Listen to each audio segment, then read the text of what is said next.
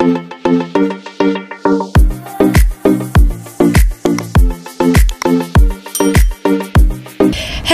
guys! Welcome back to my vlog! Welcome back to my channel! Ayan po, welcome po kayo sa aking pong channel. Isa ka po ba na binigyan na po ni Facebook Meta ng ads on Reels sa inyo pong Facebook account? Pero doon pa rin po sa not yet eligible.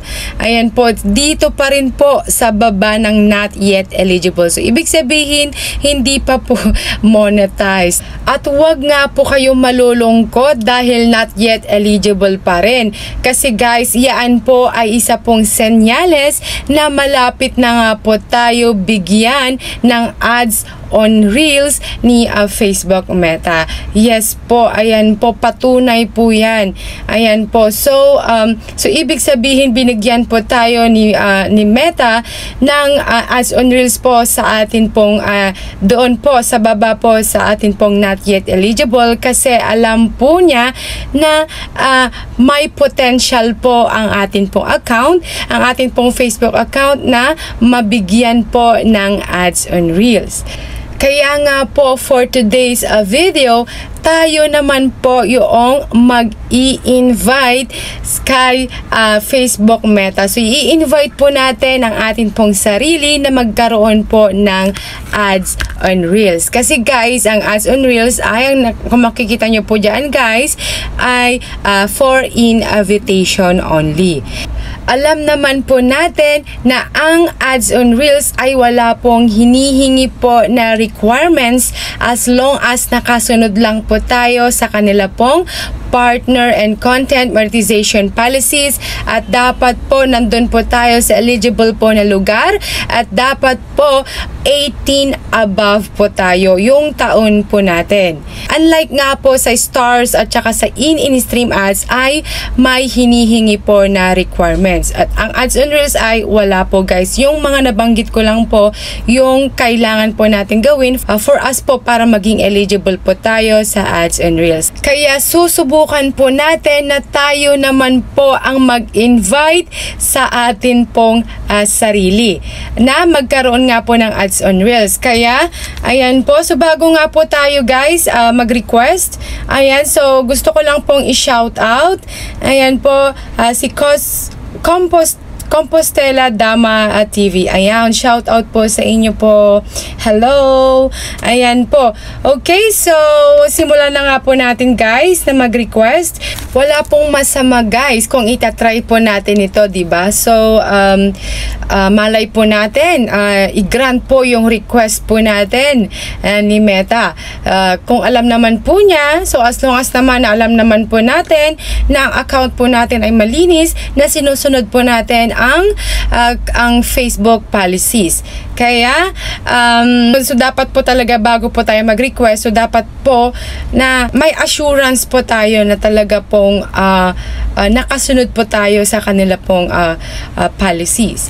Nang sa ganun po, i-grant po yung request po natin na magkaroon nga po tayo ng ads on Reels. Ayan po, so pumunta nga po tayo sa atin pong Facebook account, at kailangan nga po natin na i-screenshot po ang atin pong, pumunta po tayo dito po sa atin pong professional dashboard, at i-screenshot nga po natin ito pong performance po natin, and then screenshot din po natin guys yun pong ating professional dashboard ulit. Dito po tayo sa monetization, at dito nga po guys, ayan. So guys, ito nga po pala, ito po ay profile account ko po. So try ko pong mag-request po ng ads on Reels. Baka sakali pagbigyan, di ba? Ayan, so i-back na nga po natin ito. At dito po tayo sa, okay, back muna natin ulit. Dito po tayo sa help and support. At dito po tayo guys sa report a problem. So continue to report a problem. Okay, nag-create na po siya. Medyo matagal kasi ito guys pagka in-open. Kaya hintay-hintay lang. Ayan, okay na siya. So, include in report nga po natin. Ayan, so since po profile po yung ginamit ko, kung saan pa ako magre-request, kaya profile. Kung page po guys, page po yung ang inyo pong gagamitin. So, now describe the issue. So, kailangan po natin guys sabihin kung ano po yung concern po natin. So, simplehan na lang nga po natin ang atin pong sasabihin. Okay, so halimbawa po, Dear Facebook team. Actually guys, may sinulat po ako dito. Ayan, so, good day. I hope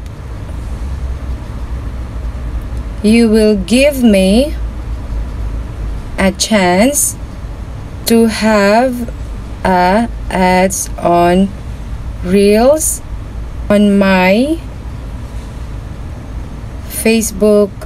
I promise that upload engaging content.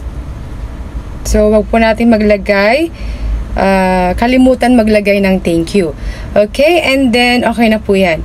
And then, yung attachments naman, so ito nga po guys, yung in-screenshot po natin.